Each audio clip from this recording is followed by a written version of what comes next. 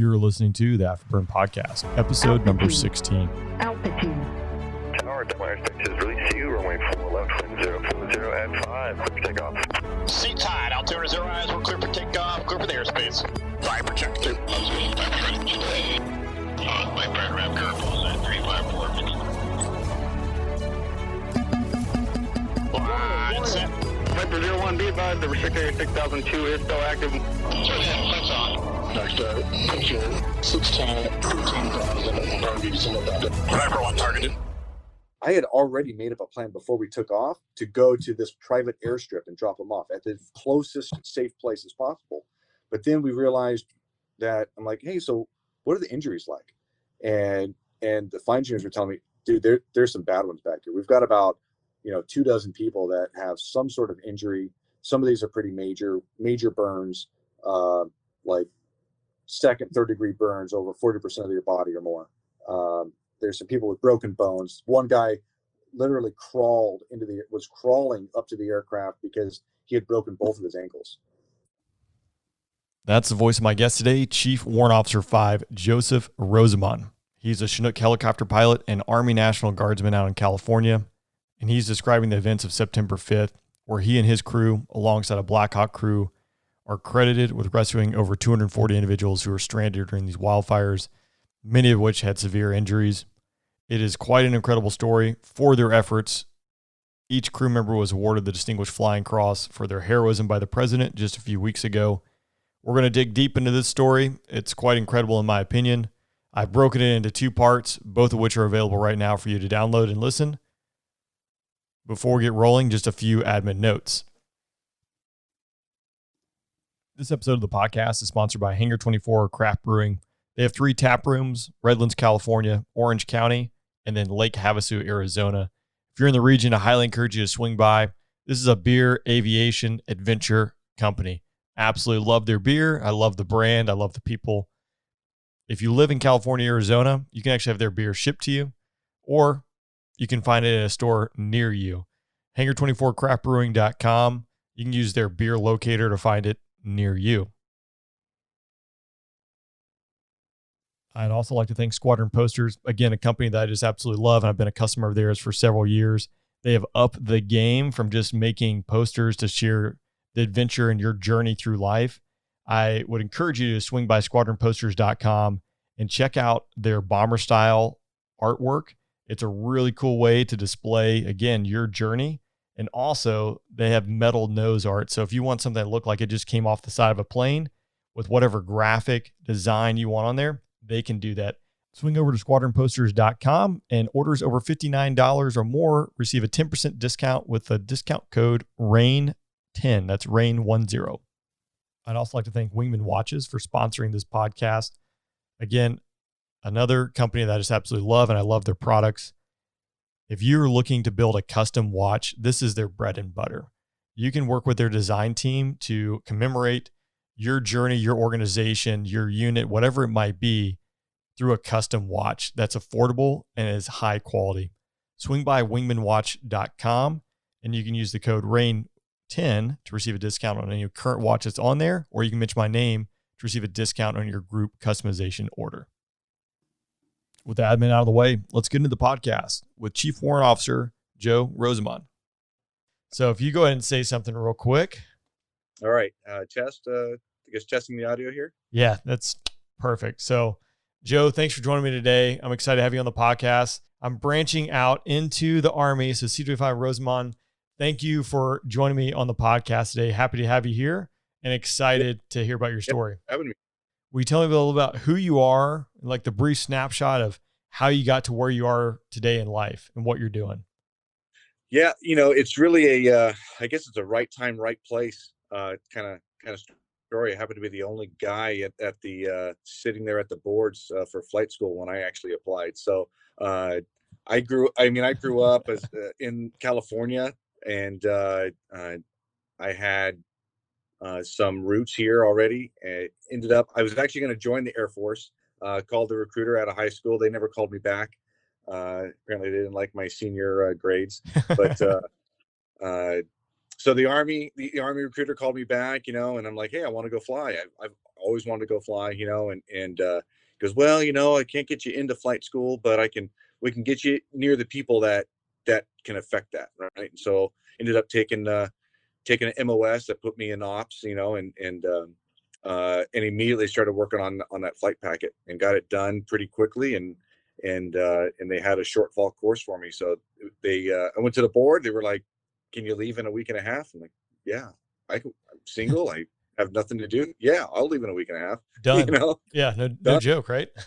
Yeah. So, yeah. I mean, yeah, I grew up. I was a Boy Scout. I'd always had my parents that were pushing me to do things and make goals and make these smaller goals to reach bigger ones, and that was one of the steps to accomplish what I wanted, what I wanted to do.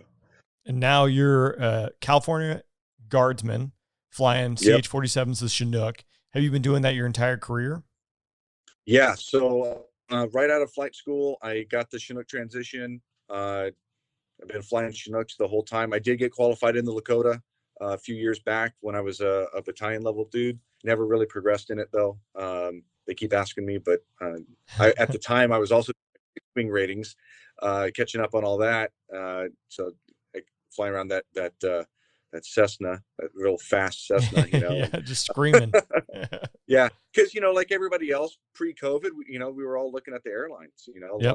A lot of us were looking at the two, and that was my primary plan. In fact, I was supposed to be in training right now, but COVID kind of messed all that up, and so I got all my fixed wing stuff done. And at the same time, they wanted me to progress in the Lakota. I'm like, nah, learning that on top of what I'm already doing for myself is a little much, so I kind of postponed that a bit.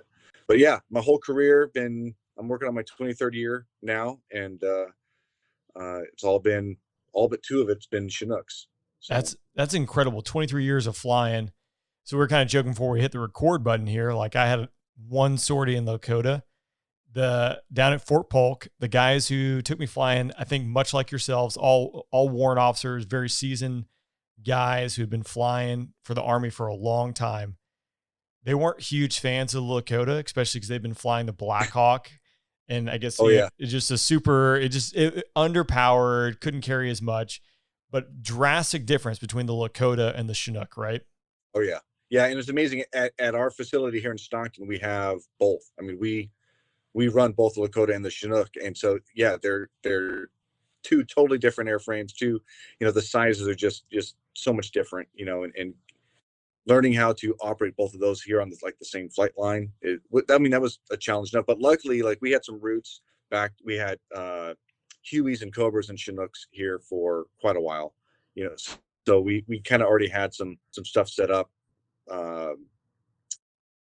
We had kind of our infrastructure already kind of set up to have our skid side and our hook side of the flight line and all that. So it's worked out well. We were all very, I guess all the Chinook guys, when they said, "Oh, you're going to have the Lakotas there at your facility," we're kind of like, "Are you sure about that? We don't want those guys." Yeah, vastly different worlds. I'm sure, it's the same anywhere you go, right? Like there's always pilots competing against pilots, but yeah, for flying the Chinook versus the Lakota and the Guard, especially like California Guard, what does a day in the life of a Chinook pilot look like versus the day in the life of a Lakota pilot? So, there actually is quite a bit of difference there. The Chinook guys typically, California, I think, has one of the best training areas, especially for helicopters and what we do in general.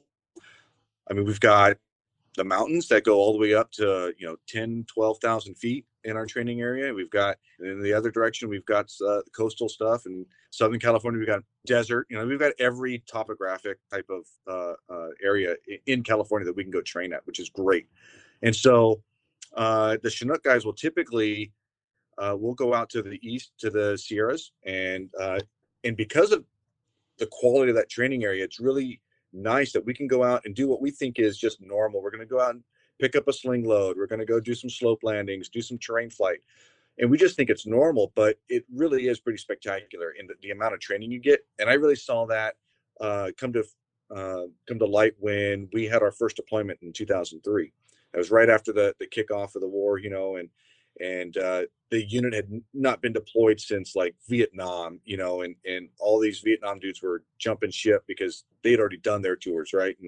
And so we realized pretty quickly how our training area really helped us prepare and get ready for what we were going to see overseas. And then once again in 08, when we did our Afghan deployment, we were already comfortable in the mountains, whereas a lot of other units weren't, you know, and the Chinooks kind of made for the mountains, and we knew how to operate it in that environment. So it made it really really easy to do that. And so that having that ability to just change, like, oh, we're going to go to the desert, well, let's go to the desert training area, and we'll go do some dust landings out there. It really helped out. And being that we all just felt it was normal, that's what we do every week. We go out to the mountains, do some terrain flight, pick up a cement block or two, you know, and do it under goggles, you know, and it's beautiful training area. You know, you get halfway done, stop at Tahoe for dinner, and then goggle up, come back, type of thing. And it's just it's really awesome to be able to do all that, you know. And we've got some Class Bs near us, some Class Charlies that are near us, you know, and you can really get this I guess this broadening of your skills as a pilot. You're not just stuck on a range going around the post, you know, every single day. We can branch out and do a bunch of different things. And the Lakota guys, they get to do the same stuff. They don't do sling loads as much as we do. I mean, they're not made for that, and they just have a different mission. But they'll go do, they'll link up with some law enforcement guys. We have a pretty robust counter drug program, and the Lakotas go out and do counter drug reconnaissance, and they'll the ground guys will set up some nets, and they'll do a lot of reclamation of grow sites and whatnot. And then they also have like the law enforcement type of thing. We've got the Night Sun, some FLIR on them, and they'll go out and support local agencies and that sort of thing. And really unique on this last fire that we're on. They got these LRAD, like large, huge speakers, and they stuck them inside the cabin of the Lakota, and they were just, those speakers they're really used for like crowd control. Yeah. Like, turn them up really loud and like make it a really annoying sound and do some like riot control stuff. But we used them to get like evacuation orders out on the John Muir Trail. And so they were flying up and down the John Muir Trail just saying, hey, evacuate now. And they were able to cover a lot of ground doing that, which is really, really unique for them. Yeah, it's kind of wild to see all the different platforms and what they bring to the fight, right? And it's different, right? Whether you're in combat or if you're fighting fires, whatever it might be. But I'm just kind of curious, as being a fixed wing guy, the very basic stuff. So Chinook, like, versus Lakota, like, I've seen these like gnarly photos of a Chinook with like the tail end down on this hut on the side of a mountain in Afghanistan, just unloading a bunch of dudes like onto the rooftop of this mud hut. Yeah. And I know so like I know there's like density, altitude, there's a lot of like skill that goes into doing it. But when it comes to like lifting stuff, if we go like at sea level, what's the difference between those two platforms and a Black Hawk? And then what is some of the challenges of flying in high altitude environments? Yeah. So, okay. I think the basic difference between the Chinook and any of those other helicopters, right? We're talking our traditional helicopters that have a main rotor and a tail rotor, right? The Chinook doesn't have a tail rotor. It's got the two main rotors. They counter rotate, which sets the torque. But what's really unique about it is that now all of that lift that's being generated by those two rotor discs are going purely for lift, just to lift things up, right? Whereas in your traditional helicopters, Lakotas, Black Hawks, it gets a little bit more complicated, but they have that anti-torque rotor on the tail, and some of that horsepower gets used to keep it from spinning in place, right? And that's one of the main differences. And so, of course, capacities are going to be different.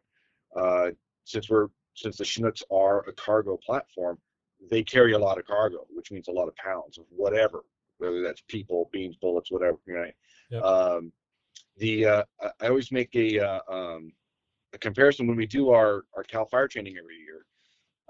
We do a capabilities brief because we have a lot of new firefighters coming in, and they don't know the capabilities either, right? And so I always kind of set up the Black Hawk guys a little bit, because I'll let them brief first, and then they'll say, oh yeah, you're 11 passengers, whatever the pounds of cargo is. I think it might be 6,000 pounds of cargo, something like that, right? I'm not a Blackhawk guy, so I don't know. And they talk about their fuel burn, whatever, and I just walk up afterwards and say, everything they said, multiply it by 3. That's what we can do, right? and mic drop. Yeah, and that's also what we cost. I mean, both in the positive and the negative, we cost 3 times more. We use 3 times as much fuel, but we can move 3 times as much stuff at one time. And generally, it's kind of weird. It works out. Yeah, how we stumbled across each other. September 5th, you were pretty busy working. Yeah. And it comes down, I don't know, being able to make one trip into the hot zone and get a bunch of people out or into, depending on what your mission set is a big deal. So when it comes to flying the Chinook, obviously you're a bigger target. There are other things to consider. But on that night of September 5th, you were awarded the Distinguished Flying Cross along with all of your crew as well as the crew of the Blackhawk crew for rescuing over 240 people. So really busy night going in there. And I really want to dig down into the sortie and that night in particular. Can you kind of talk to like the lead up of what was happening in the days prior to that or the day of that mission? Yeah. So we, the entire state of California, the Army Guard and really the Air Guard as well, we were all responding to wildfires. And most of us, most of the guys were responding to the wildfires up north that were caused by the lightning strikes. We had this rogue, like dry lightning storm come through, and it just sparked off hundreds of fires. And so they were, a lot of the guys were responding to that. Well, at the same time, like my unit, the brigade headquarters, we were on our annual training, getting ready for our mobilization that's coming up, right? And so there was a lot of us that were kind of out of the fight because we were doing that training instead of actual operational stuff. So the flight companies, they took over the brunt of the work. They had all the crews out. I mean, I think we surged to like 5 or 6 aircraft at one time from just our Chinook facility, and that's not including the 7 to 10 Blackhawks that were out on the fires. And I mean, just this massive response to all these fires going on. And they were out there for a couple weeks prior to September 5th. So they finally got kind of control of those fires, and they started releasing assets. Cal Fire started releasing assets, and I want to say just about everybody was back at home station. They had just gotten done like the Tuesday before this mission on the 5th, and everybody was finally resetting. Actually, I want to say, I remember I had trained up. We had an out-of-state crew. We had an Illinois Chinook group come in, and I trained them up on the Monday and Tuesday prior to the 5th. And I want to say by Thursday, everybody was done. Everybody was released, and Cal Fire released everybody. So everybody's resetting back at home station, and getting ready for the long weekend, right? It was Labor Day weekend. And so Saturday comes around, and it was late in the afternoon. It was probably like 4:30 in the afternoon. And I get this mass text from our flight scheduler. It's like, hey, looking for a crew to do a rescue. We know it's going to be Mammoth. We think it's going to be Mammoth Pools, about 30 people. Right? So I get the text. It's kind of getting ready for the weekend, but I'm like, hey, honey, all the other guys have been out busting their butts on fires. I feel like it's my turn to volunteer for this. And she's been doing this for just as many years as me, right? I mean, she's been an Army wife for 23 years, right? So, so she's like, yeah, whatever you feel, like whatever you need to do. And so I just responded to the text, hey, I'm in, like I'm available. And I live really close to the facility. So my response time is half an hour versus some other guys that may be 2.5 hours, right? So it just makes sense that when I'm available, I can usually do this. And most of the time our rescues are like 1-day missions, right? So go out, do whatever we need to do, come back home. And this time when I was getting ready, I asked my wife, like, hey, can you get me my water bottle all set up, get some ice in there, whatnot? And I'm going to pack an overnight bag just in case. It's already late in the afternoon. We might have to remain overnight once we get this done, but I'll just bring a 1-day bag. And luckily I actually packed for 3 days, but because it ended up being 8 days that we were out there. Were Were you operating in and out of your base, or was it like a forward operating base? No, so we had moved. So so that afternoon around 6:30 or so, we launched, and we were heading down to the Fresno area. We ended up ROing. We ended up ROing in Fresno, our Army Guard unit, their facility down in Fresno. Okay. Yeah, so we were out of our own home station, and but we went. So we, like I said, we launched about 6:30 at night. It was about an hour flight, hour and 10 minutes to get down to the location, and we'd gotten the word, hey, just, there was a lot of talk about, okay, are we going to go to Fresno and stage, or are we going to go directly to the incident? And the decision finally came that we're going to go directly to the incident, and this is right as we're getting ready to take off. So I get the text, even though I'm not supposed to be using my phone in the aircraft, right? We call it MFD6. Right. Yeah. We've got 5 MFDs in, but that's like the SATCOM, that's the everything, right? That's gonna give you the most information. Yeah, totally. Right. So pull it out. Okay, direct to the incident. So off we go, direct to Mammoth Pools. But we took off not knowing a lot. Like, we knew that there was a fire there because these people were being rescued because of the fire, right? So, and it also kind of, we got more information. Now it was 30 families, not just 30 people. So instead of one trip, now we know it's going to be multiple trips. Right. Yeah. That changes it for sure. Yeah. Had no idea that the Black Hawk was coming at this time. So we're doing some mental math in our head. We're like, okay, 120-ish people. It's going to be 4 trips. Yeah, this is going to be a long night. So we were kind of prepared for that. But we didn't know any of the frequencies for the fire, for the TFR or the fire traffic area. So, but luckily our training that we did with Cal Fire, I've done about 15 fire seasons in my career. So I'm pretty familiar with what we need to know. And so I already knew what we didn't know. Right. So, which is, when you're going into something and you just don't know what you don't know, that's probably the most dangerous. Right. But at least we knew what holes we needed to fill.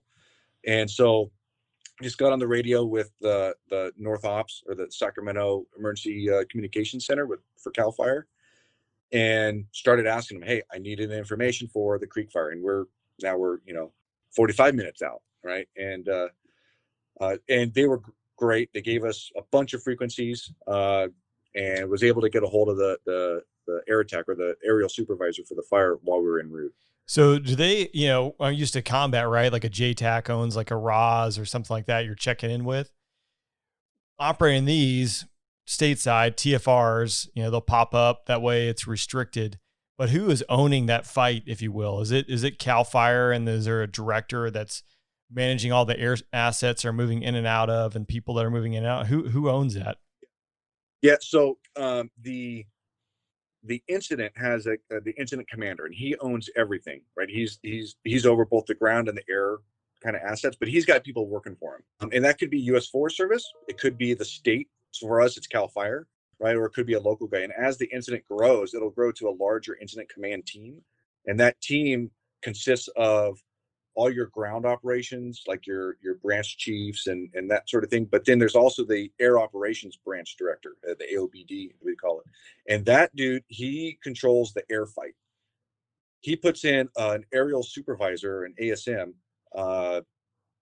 and that's usually like a Bronco, or like OV-10, or somebody in a fixed wing airplane above the entire incident, and he's controlling what we call the fire traffic area, or the FTA.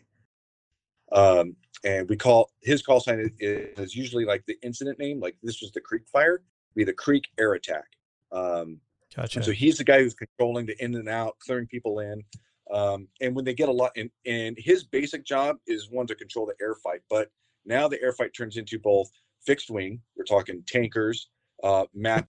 He can see from above the fire. He can see like where it's running to, the big macro picture, and so he can make kind of priorities on where they're gonna drop tankers. So his main role is to drop tankers. We're talking like global super tankers, C-130s, the Air Guard C-130s with their mass stuff on it, and usually like a few helicopters. Now when they start ordering more assets, and they get a lot of helicopters, and they have a lot of tankers, that becomes a little bit too much for one guy to handle. So they'll call in for what's called a helicopter coordinator, or a HELCO, is what we call them. And so it's a dude in a little helicopter. It'll Type 3 helicopter, like a Jet Ranger or something, or a Lakota. Our Lakotas do that mission a lot, and they have the same sort of aerial supervisor, qualified guy that's on board, and he's just getting direction from the air attack, and will prioritize where the helicopters go. And so now the air attack only has to call one guy to say, hey, I'm going to be dropping tankers in, division whatever, so hold the helicopters. And so all the helicopters will hold like at a dip site somewhere.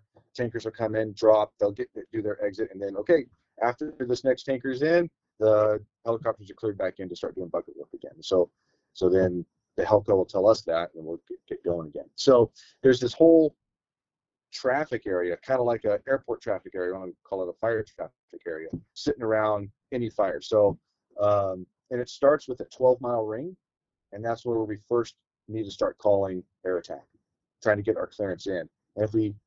And hopefully we get our clearance right away. If we don't, then you don't get any closer than 7 miles. At 7 miles, you hold, and that way it gives him time to do whatever he's doing, and then get back to you. And it keeps you out of that traffic area, so you're not becoming a hazard, or you're not unexpected by somebody else who's going from a dip site to where he's working on the fire. He's just going back and forth all day long. And next thing you know, there's other aircraft that he wasn't expecting in there, right? So it's just all about that control. Yeah, different world. Again, I'm used to flying overseas, like if it's in a combat zone, right? And I'm not really worried about helicopters unless it's a show of force, right? Like you're deconflicted. But watching some of those tankers drop in, like those tankers are low, and you're talking about a DC-10, like it is going to be a conflict. When it comes down to even like driving to the fire zone, I assume you guys are using ForeFlight or some kind of moving map that is updating with real-time TFRs. Are those TFRs pretty accurate? Is that like where you're getting your data from, like the most real-time data as far as what the fire zone looks like? Yeah. So we have ForeFlight on our iPads and whatnot, and we have a Stratus on board, so we can have the real-time data for both traffic, because there's times you're not going to have cell coverage on the iPad, right? So we use the Stratus in order to get the ADSB, in, and the TFR and weather information and that sort of thing.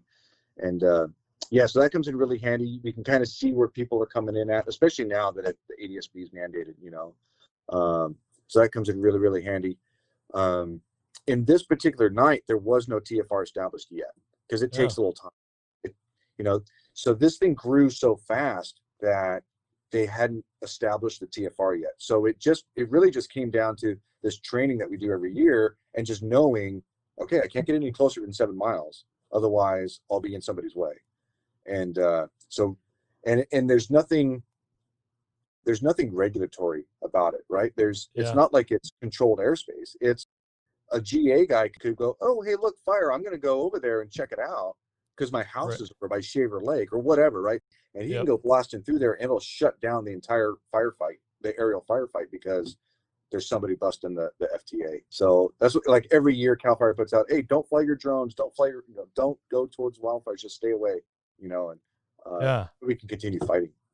It's kind of like, a MOA, right? Like I've stopped fights because guys have come blitzing through their VFR, which is completely legal to do. Yeah. If it's not a TFR, a temporary flight restriction, like it sounds like it's it's legal, right? Like an FTA is not necessarily a regulatory thing, as you mentioned. So that's wild but I can completely see people want to go. It's like the rubberneckers, right? They just want to go moths see to flames.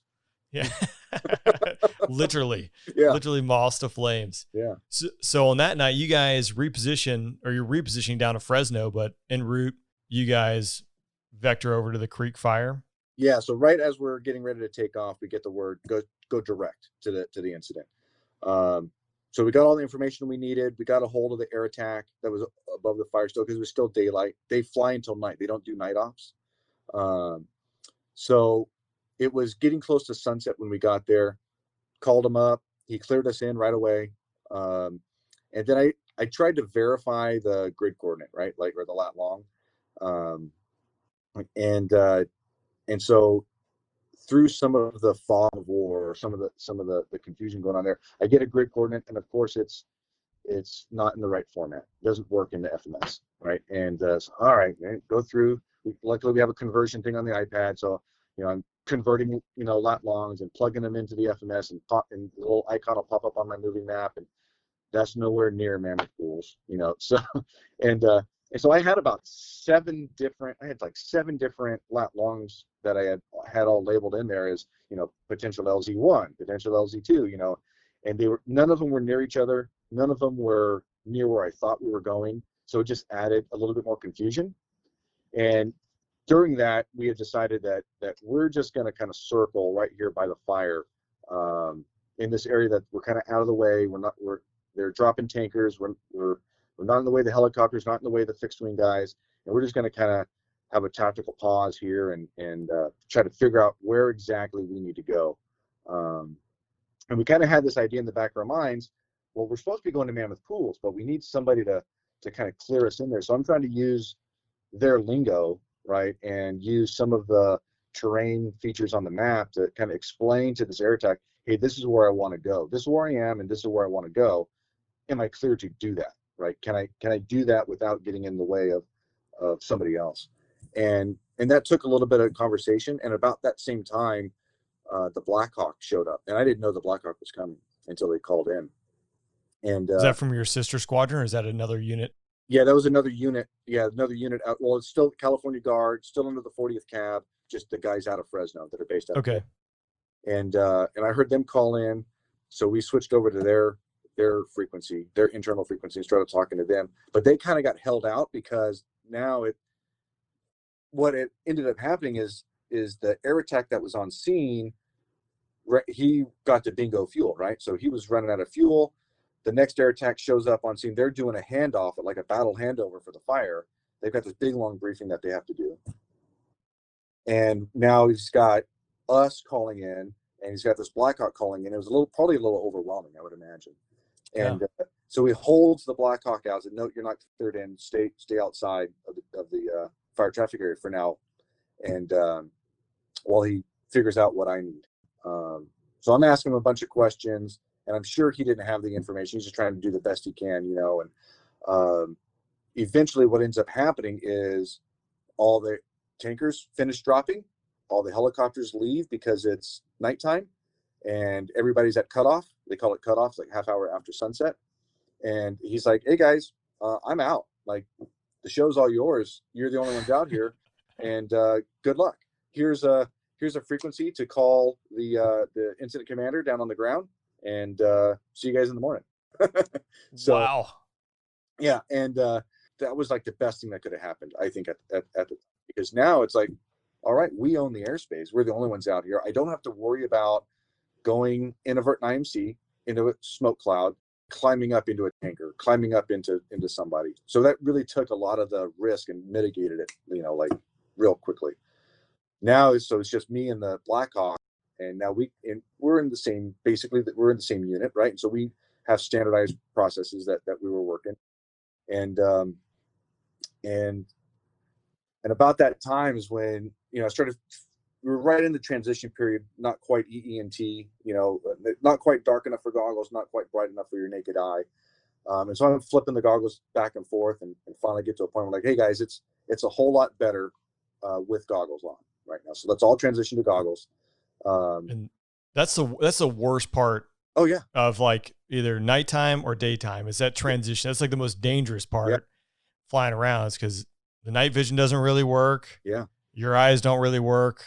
And then I can't even imagine operating in that environment. I've seen the videos and post them on social media. Again, like, everything is on fire. It's just burning in smoke. So that's an incredibly hazardous spot to be flying around. Yeah. So we had found this like little clear zone that was kind of clear of the smoke outside of the active fire. We're kind of circling this apple orchard for a while, and we're like, okay, well, we need to come up with a plan, because we verified with the guy on the ground, the ops people on the ground with the incident commander. We're like, hey, just tell us where these people are. Like, are they at Mammoth Pools or are they somewhere else? And he confirmed Mammoth Pools for us. So we knew right away, all right, I already have that in the GPS. Let's go. We need to come up with a plan to go and get these people. We had found a portion. So like the really active fire has a lot of smoke billowing up from that. It's like a wall of smoke, right? So we find this spot in the fire way down in the drainage, San Joaquin River drainage, where there's like a break in it as it crossed the river. Water's not on fire, so there's this break where the river is of this really active fire, and where the smoke is. They're like, hey, how about we try to go through right there, and we'll see what's on the other side, because at this point we don't really know what's on the other side as far as conditions are, because all you see is the wall, right? Everybody agreed. The entire crew was like, yep, I'm on board with that. We still had some outs, right? We could turn around, we could climb up, we didn't have to worry about traffic, like I said. So we just go for that hole in the smoke wall. And once we got through it and to the other side, we realized it's dark.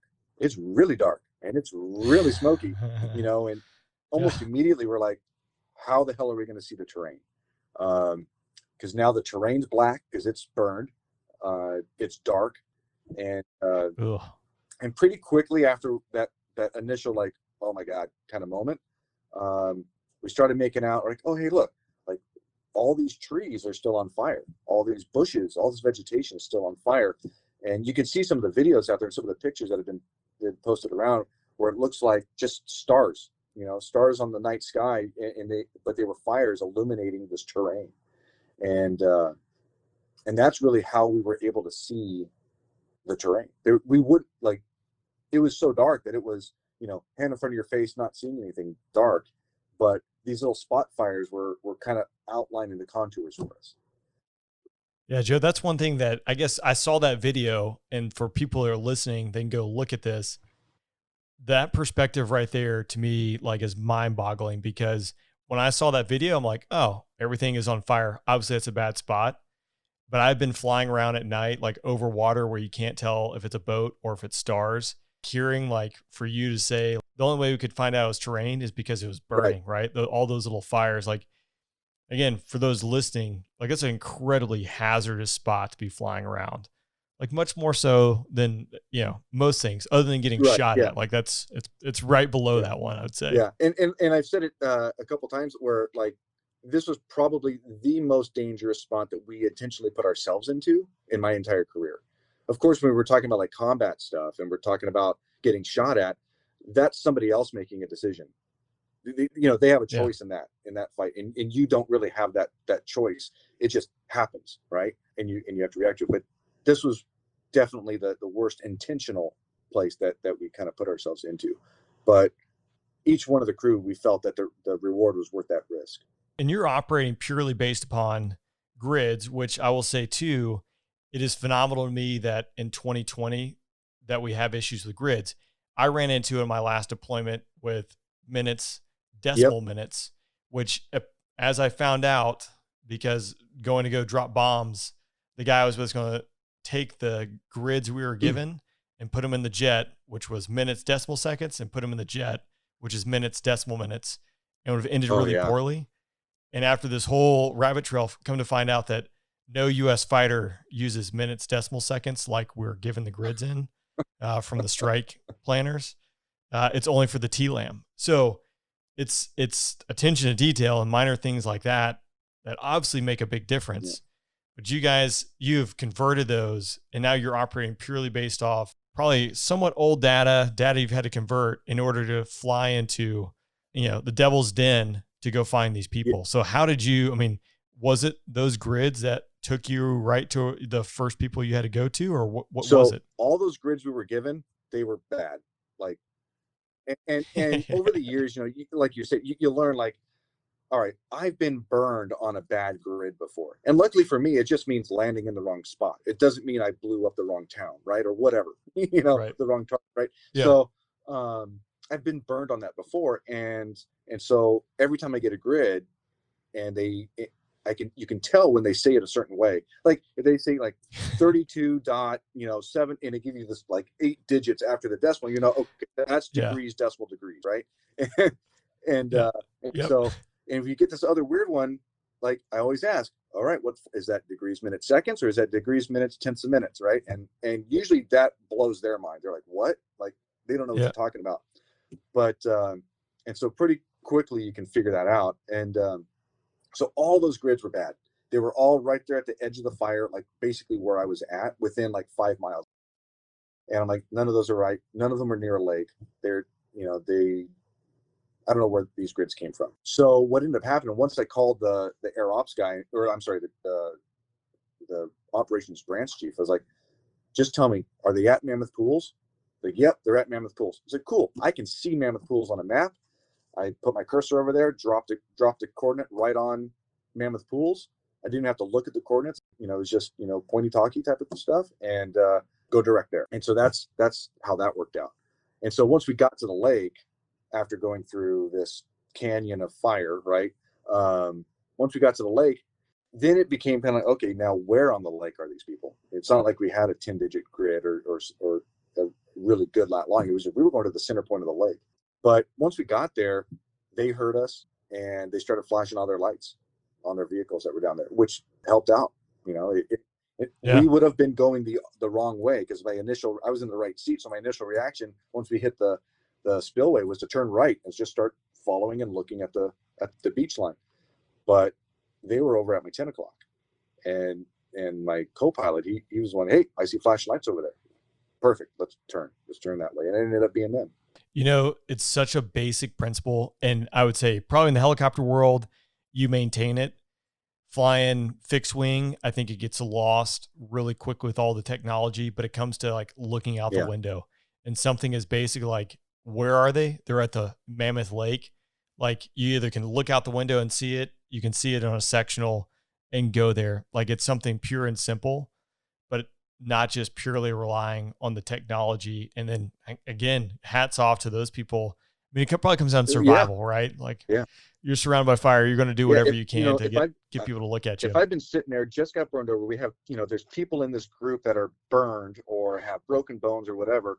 And, and we're sitting there for hours and it's quiet, right? There's nothing going on besides this fire crackling in the background. And then I start hearing like helicopters, like, or any real like aircraft, aircraft noise coming over. I think a reaction would be, hey, we need to signal these guys. The visibility it's dark for them, so it's even worse for them, right? And we need I would think, a signal. Like, there's got to be one person there who was like a Boy Scout or did something in their life where they know, okay, we need to get a signal out, right? And that's exactly what they do. Right. So going in there, obviously you find them, and now the next step, I would imagine, is finding a good LZ. Yeah. There's probably a lot of threats. I know you do it day in and day out. Again, it's probably like putting on your pants to go to work. But for most of us, I mean, you're going in there at night. I know you do have MVGs, but there's smoke. Like, you don't know if there's power lines and all these other threats. So was that the next step, finding a good LZ, and what did you have to do? It was kind of difficult, but it happened really quick. And you bring up the power lines. We did see some power lines that crossed the valley we were flying down on the sectional. And so, the ones that show up on the sectional are the big ones, right? And so that for a moment was actually a really scary moment, because we realized that on the black background, we wouldn't be able to see the lines or the poles. There's zero contrast, right? So they were basically invisible.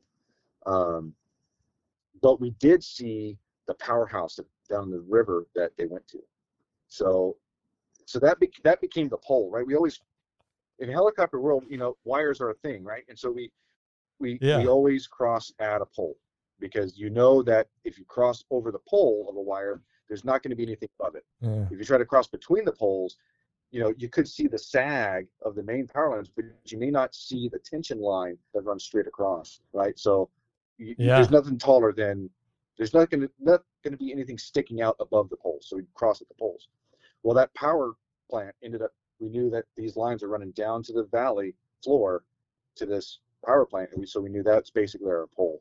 So we flew as high as we could with, the smoke above us over that power plant. And then once we didn't hit them on the other side, and we're like, okay, we're clear, So problems I've never had. Yeah.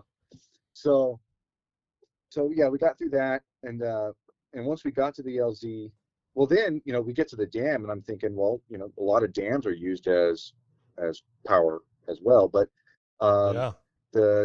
some of the cues for that kind of weren't there. We We didn't see lights. We didn't see buildings. We didn't see, even on the sectional, there was no like power lines going to the dam area where this hydroelectric plant might be. So, so we kind of determined that there's probably, if there are wires, they're the smaller like telephone pole road wires, and we're not that low right now, you know, and so that risk kind of was mitigated, I thought. But then comes into like finding a good spot to land, right? I mean, not familiar with that area, but I imagine there's not a whole lot of like flat open Yeah, spots. I mean, these are basically bowls in the mountains that just collect water, right? So nothing's flat. Anywhere that would be flat is full of trees. It was a campsite and whatnot, but and the water level, I can almost immediately tell that we're in a drought, the water level's down, and so you can see like the tree line and where the water line was a good 40 feet, and it was extremely steep there. And so we basically kind of come to a hover really slow, maybe like 20 knots, kind of hover around and kind of see the group of people, see where their vehicles are, and we're just trying to pick out spots. And we're all like, all four of us in the aircraft are like, hey, what about there? What about there? No, I don't really like that. Well, what if we turn sideways and it's more of a cross thing, or 45 degrees on it, and it's kind of a complex slope so that it's not too much in either direction? And I'm like, well, no, I'm looking at this water line thing, and I'm like, that's probably more of a cliff than a slope. You know, you don't really want to land there. And so we kind of just circle the people, keeping them out the front of the aircraft, and we're over the water and just kind of circle around them. And that's when we see the boat ramp. Almost immediately, we're all kind of like, that's the spot.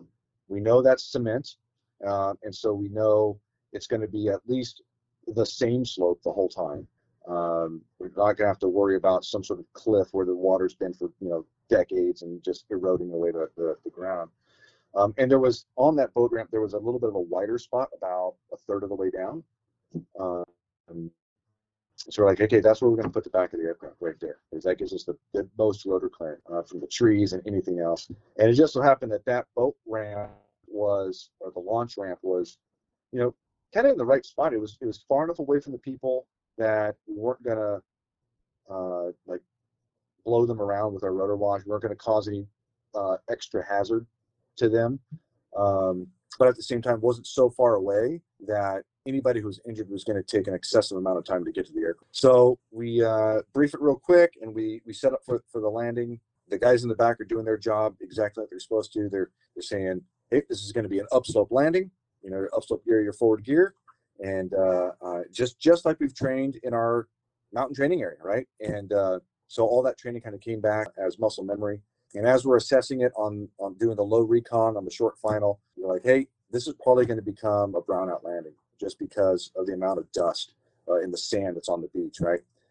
And the F model Chinook is awesome because at the flick of a button, I have one button on the thrust, or the collective, we call it a thrust. And one button on there, I move it down, left, and up, and I can let go, and the aircraft will come to a hover and just hold it. It's all through the INUs, you know, inertial altitude hold and inertial rate. They figure it all out, and they keep you in one spot, you know. And so what ends up happening is we just do this normal approach. We have all these modes armed and ready to go.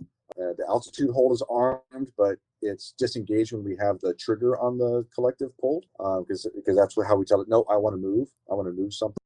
And so it's just kind of standing by in the background. And then sure enough, as soon as that dust hits the forward cabin, the guys are calling it, hey, dust is forming, dust is mid cabin, dust is coming up to the forward cabin.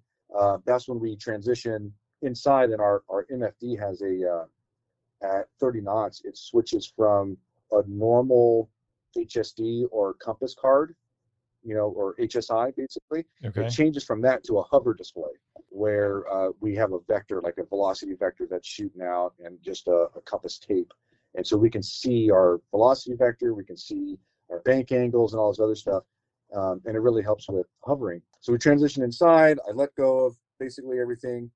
The aircraft starts coming to, it starts to slow down on its own, comes to a hover. The symbology kind of changes when it's all, we call it all locked up, when all three axes are locked up.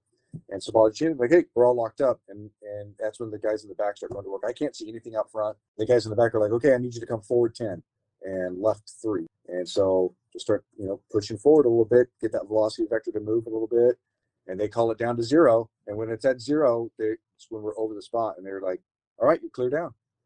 Jeez. With this, like you guys are approaching over the water into the boat ramp, right? Boat ramp, concrete, or boat launch, I should say. In the plan, obviously, you're touching down on all your wheels. It's not like hovering back gate, back ramps open, right? No, yeah, it's not like a 2-wheel landing. Okay, yeah. So touching down, but still like not seeing anything going in there. What kind of like even space do you need for a Chinook? Like in my mind, I'm worried about like the random like pier pole or whatever that, is sticking out there. Like how much space do you need to put that Chinook down? So the rotor is, we're basically 100 feet long and 60 feet wide, right? And that's from rotor tip to rotor tip. So a little bit more than that. And what's funny is that a lot of times we'll look at LZs. I'm like, nah, that's too. We're like, nah, that's too small. But once you get in there, it's huge. Like you don't like that apparent foreshortening, that illusion makes you think it's too small, and you get in there and it's perfectly fine. And yeah, something about having these like blades of death over your head, at least in my mind, that I'm like, nah, I need a football field at least. So we get over that, and we had planned to do a 4-wheel landing. And like any boat launch, it's a slope. It's a pretty significant one. Every year you've got vehicles that, you get trucks over there that they get their tires wet and they can't get out of it. Right. And, so the biggest concern there is on the aft rotor, those rotors are 30 feet in the air. Right. So from ground, you could have obstacles 15, and they're not going to hit the rotors because they just don't go that high. Right. But the forward rotors, those are a lot lower to the ground. In fact, at the 12 o'clock of the aircraft, just sitting on a level surface, those rotors can come down to 4 feet, 4 inches. So, whenever, because the transmissions are tilted, that way we could ground taxi. Okay. And so, like, don't ever approach a Chinook from the 12 o'clock, and which is really weird because a lot of other aircraft, they want you to approach from the 12 o'clock. But, so anytime somebody approaches from the 12 o'clock on us when we're on the ground, our flanger usually tries to go and tackles them before they get there, and because that'll be a bad day for everybody for sure. Yeah, duly noted. 4 feet 4 inches. So if you're taller than 4 feet 4 inches, it's going to be a bad day.